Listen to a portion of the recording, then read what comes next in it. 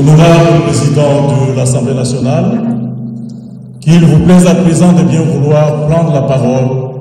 pour l'ouverture de la séance. La séance est ouverte. Honorables députés et chers collègues, l'ordre du jour de notre présente séance comporte un seul point, à savoir l'ouverture de la session ordinaire de mars 2025 en application des dispositions de l'article 115, alinéa 1er, point 2 de la Constitution et de l'article 68, alinéa 1er, point 2 du règlement intérieur de l'Assemblée nationale. Comme de coutume, en pareille circonstance, permettez-moi, chers collègues, de prononcer mon discours de circonstance. Est-ce que l'ordre du jour est adopté? Qui sont pour? Qui sont contre? Merci. Donc, je peux prononcer mon discours. Je commence d'abord par m'excuser pour ces légers retards dits aux embouteillages dans les couloirs. Honorable Président du Sénat, estimés collègues, Excellente Madame la Première ministre, chef du gouvernement, Monsieur le Président de la Cour constitutionnelle et Président du Conseil supérieur de la magistrature, Monsieur le Procureur général pour la Cour de cassation, Monsieur le Procureur général près la Cour de cassation, Madame la Première Présidente du Conseil supérieur, du Conseil d'État, Monsieur le Procureur près le Conseil d'État, Monsieur le Premier Président de la Haute Cour militaire, Monsieur l'Auditeur général près la Haute Cour militaire, Monsieur le Premier Président de la Cour des comptes, honorables membres des bureaux de l'Assemblée nationale et du Sénat, honorables députés et sénateurs, Mesdames et Messieurs les membres du gouvernement, Messieurs les présidents des institutions d'appui à la démocratie, Mesdames et Messieurs les ambassadeurs et chefs de mission diplomatiques, Mesdames et Messieurs les représentants des organisations spécialisées du système des Nations Unies et des organisations internationales, Messieurs les représentants des chefs et chefs des confessions religieuses, Mesdames et Messieurs les officiers généraux et supérieurs des forces armées et de la police nationale, Honorable Président de l'Assemblée provinciale de la ville-province de Kinshasa, Messieurs les gouverneurs de la ville-province de Kinshasa, Mesdames et Messieurs les membres du bureau de l'Assemblée provinciale de la ville de Kinshasa, Madame la bourgmestre de la commune de Lingwala, distingués invités en vos titres et qualités respectifs. Mesdames, Mesdemoiselles et Messieurs, après 3 mois de vacances parlementaires qui n'ont pas été de tout repos, ni pour vous ni pour moi, je voudrais vous exprimer ma joie de vous retrouver en ce jour pour poursuivre ensemble les nobles tâches que notre peuple nous a confiées. En effet, c'est en application des articles 115 de la Constitution et 68 des règlements intérieurs que s'ouvrira ce jour la session ordinaire de mars 2025. Cette session ordinaire s'ouvre sur une note particulièrement amère, considérant la détérioration de la situation sécuritaire dans notre pays, particulièrement dans les provinces de l'Ituri, du Nord Kivu et du Sud Kivu. En effet, contre les droits internationaux et contre l'impératif d'unité des peuples africains, le Rwanda a entrepris à travers la rébellion du M23 une campagne militaire injustifiée et particulièrement meurtrière consacrant la violation de notre souveraineté et de l'intégrité de notre territoire. Tout en réitérant avec la plus grande fermeté notre condamnation de cette agression,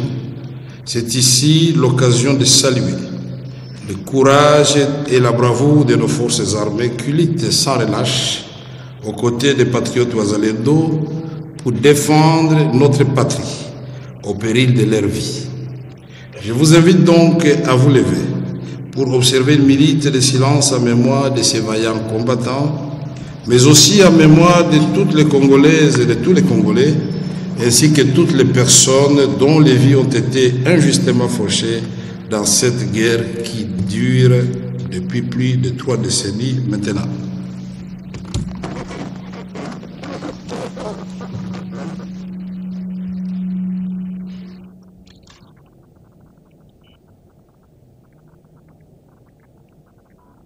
Je vous remercie.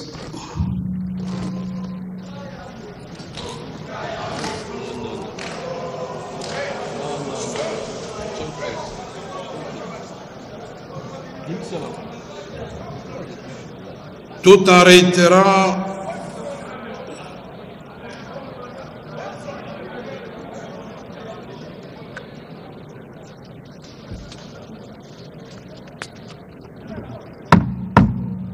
les services de sécurité sont invités à faire sortir toute personne qui va perturber le déroulement de la présente session. Absolument. Honorables députés et chers collègues, distingués invités, cet hommage serait incomplet s'il ne souligne pas la détermination et l'engagement personnel de son Excellence, Monsieur le Président de la République, Félix Antoine Tshisekedi Tshilombo, commandant suprême des forces armées de la République démocratique du Congo et garant du bon fonctionnement engagé et des efforts déployés sur divers fronts pour restaurer l'intégrité territoriale et protéger les populations civiles contre la barbarie de l'agresseur et les multiples violations des droits de l'homme dans les territoires occupés. C'est suite à cet engagement du chef de l'État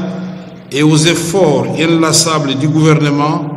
que des avancées diplomatiques notables ont été réalisées. Quoiqu'encore insuffisantes, les sanctions et les condamnations internationales contre le Rwanda pour son soutien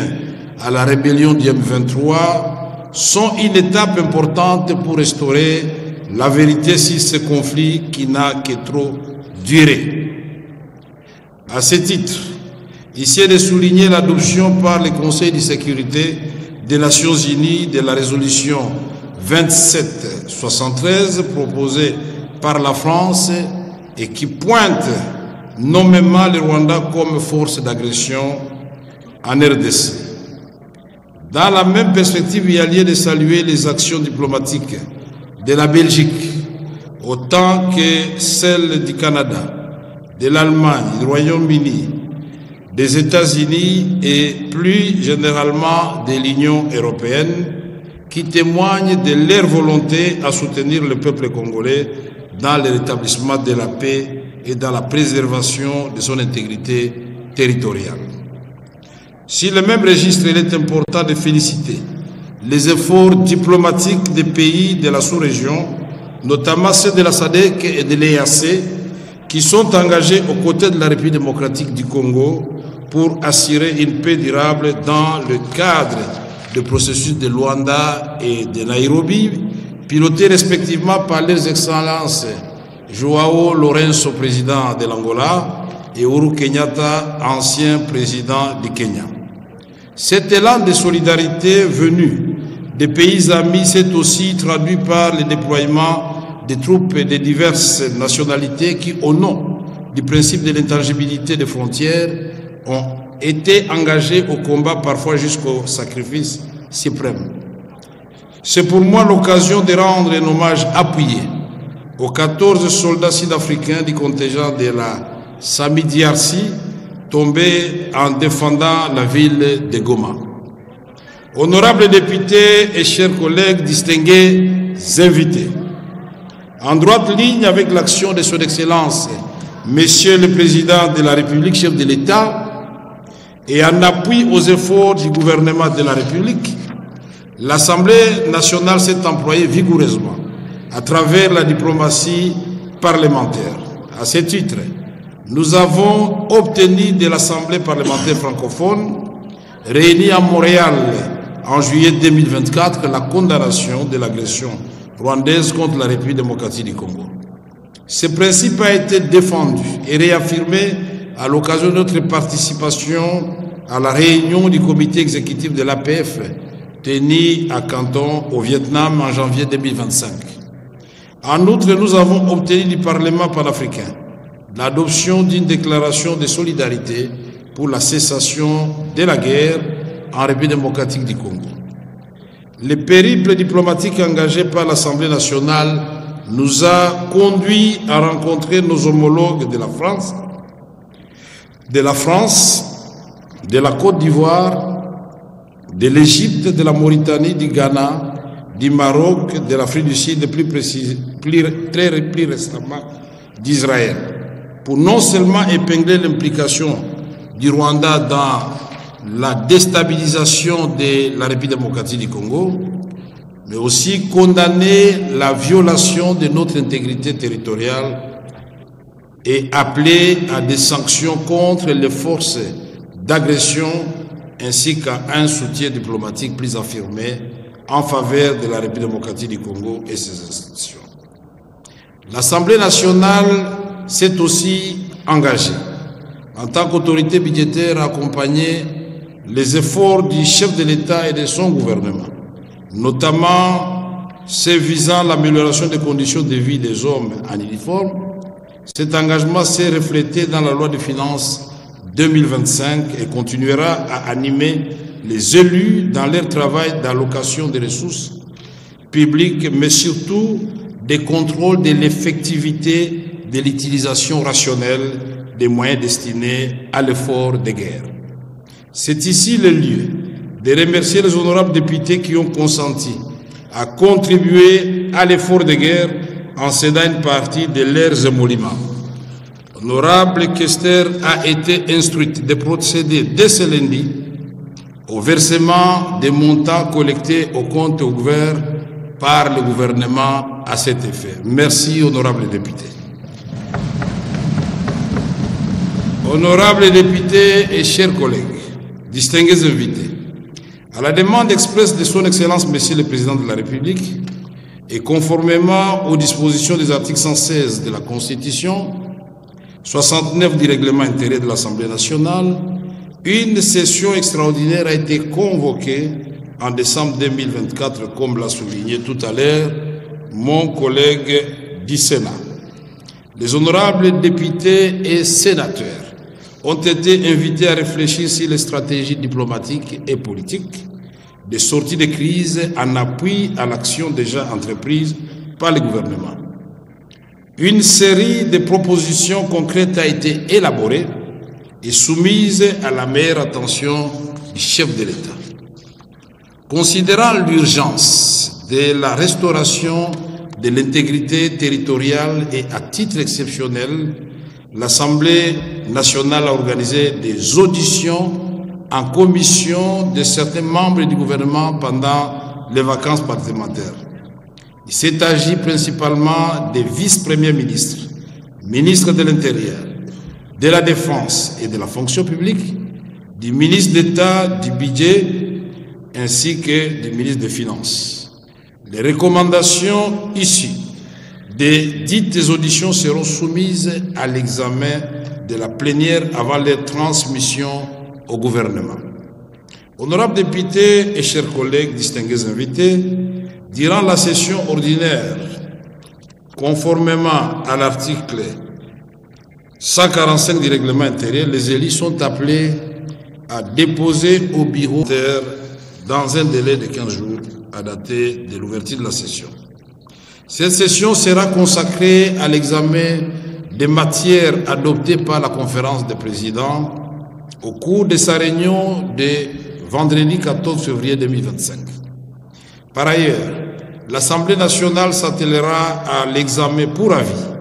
des résolutions du Conseil supérieur de la Cour des comptes, conformément à l'article 41 de la loi organique numéro 18/24 du 13 mars 2018 portant composition et organisation de la Cour des comptes. Aussi,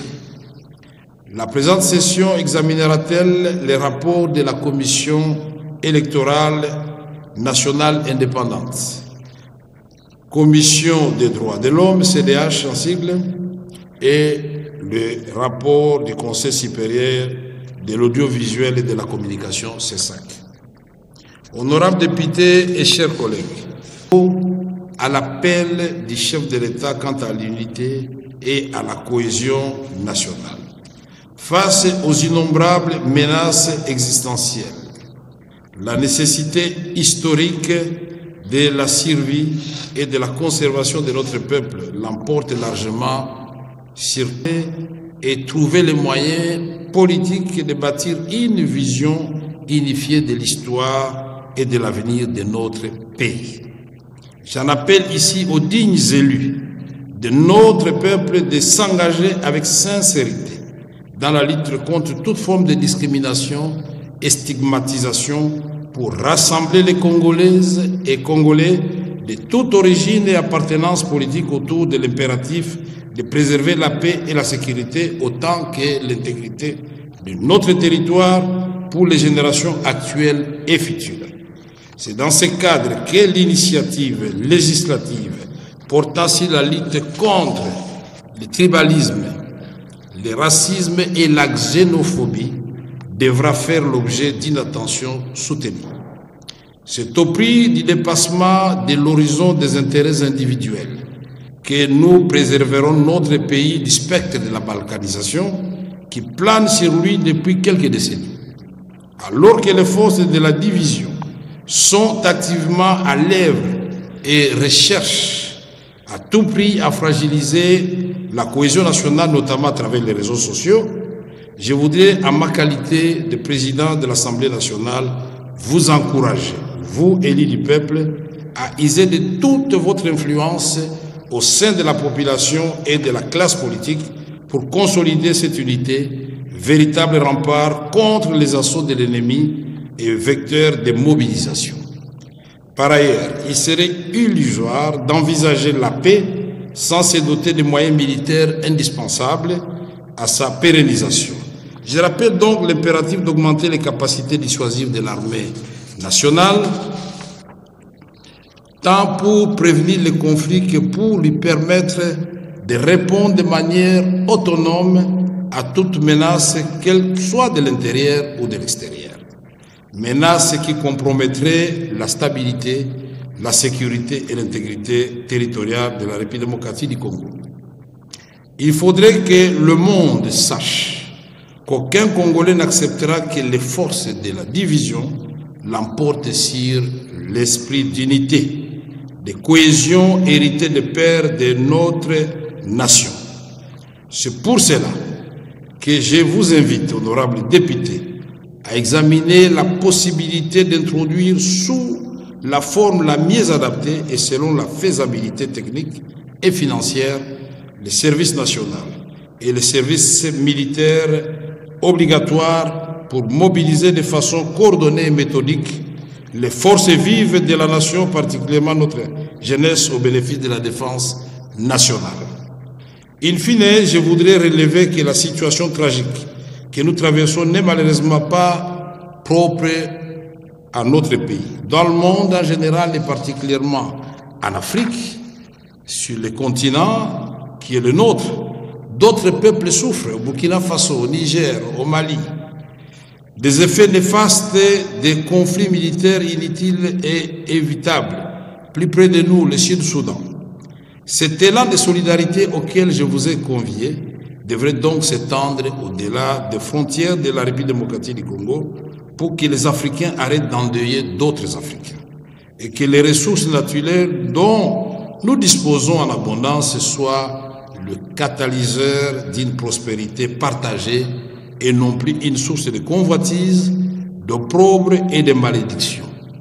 L'histoire enseigne que des peuples autrefois belligérants ont aussi trouvé la voie d'une coopération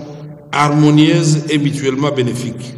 Faudrait-il citer ici l'exemple de la France et de l'Allemagne? Honorables députés et chers collègues distingués invités, en ces moments particuliers consacrés à la promotion des droits de la femme, je voudrais saluer l'engagement de la femme congolaise qui œuvre sans relâche et contribue de façon significative à la vie nationale. Nous nous engageons à les accompagner dans toutes les initiatives visant à renforcer leur autonomisation et leur participation à la vie politique. Honorable Président du Sénat, estimés collègues,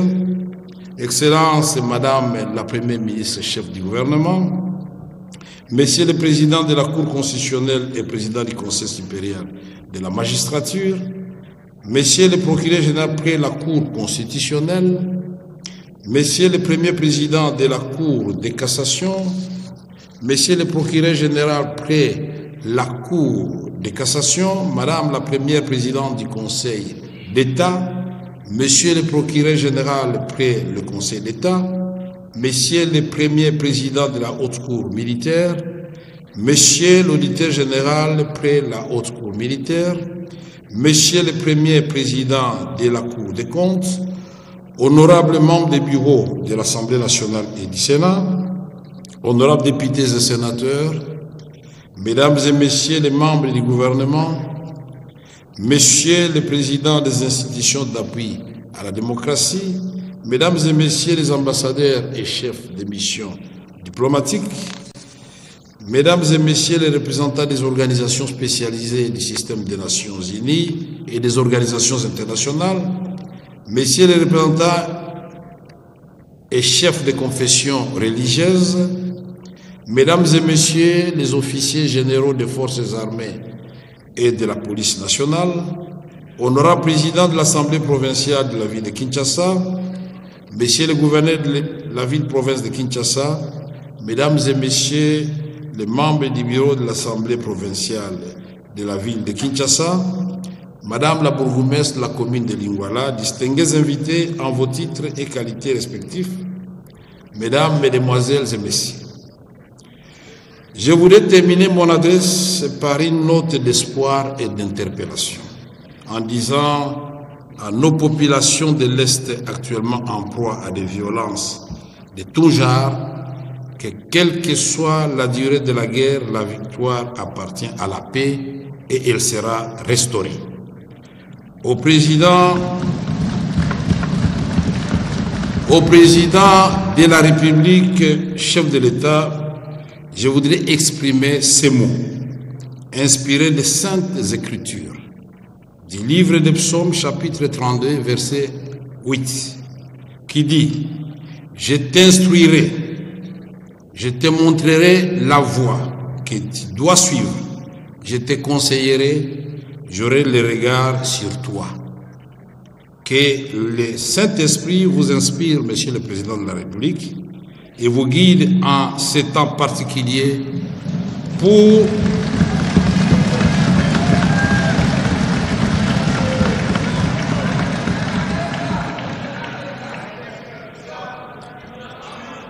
au président de la République, chef de l'État, Félix Antoine Tshisekedi Tshilombo. Je voudrais exprimer ces mots inspirés des Saintes Écritures du livre des Psaumes, chapitre 32, verset 8, qui dit « Je t'instruirai ». C'est Dieu qui dit à Félix « Je t'instruirai, je te montrerai la voie que tu dois suivre, je te conseillerai, j'aurai le regard sur toi. » Que le Saint-Esprit vous inspire, là c'est moi maintenant qui l'ai dit, vous inspire et vous guide en ce temps particulier pour s'accomplir le miracle du bâton de Moïse, afin que les obstacles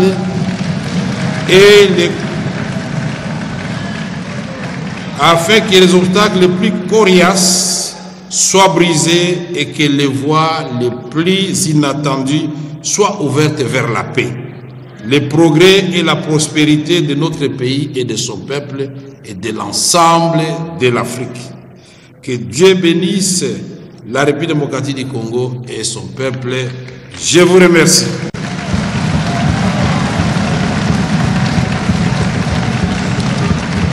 Rose Kalongola. Honorables députés, chers collègues, j'allais le faire en plénière. Nous venons de recevoir à l'instant même la contribution de 23 700 $ américains des pasteurs de la ville de Mbujimayi qui seront remis à Madame la questeur pour verser dans le même compte. Madame la Première ministre, vous êtes gâtée.